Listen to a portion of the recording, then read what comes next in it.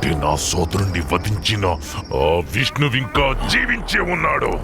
విష్ణువుతో పోరాడాలంటే నువ్వు బ్రహ్మదేవాయ నమః. కళ్ళు తెరువు. హిరణ్యకశిప, కోరుకో. నీకే వరం కావాలో కోరుకో. అన్నీ కావాలి.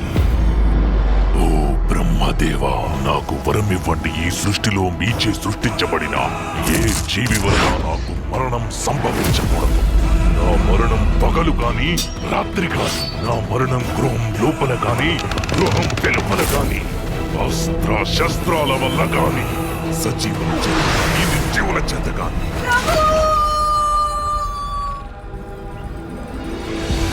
సమస్తం అంధకారబంధురమైనప్పుడు అక్కడ మళ్ళీ కాంతిపుంజం జనిస్తుంది. ప్రహ్లాద, మా మన నోటి వెంట కేవలం హరినామం మాత్రమే రావాలి.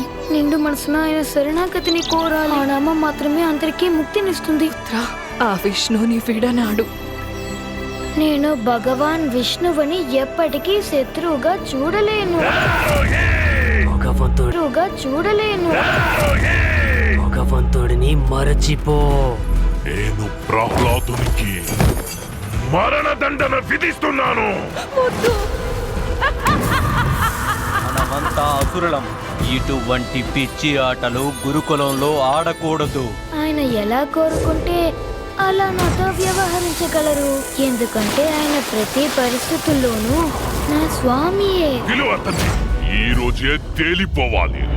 ఆ ఇద్దరిలో పిరికి నక్క ఎవరో, సింహం ఎవరో.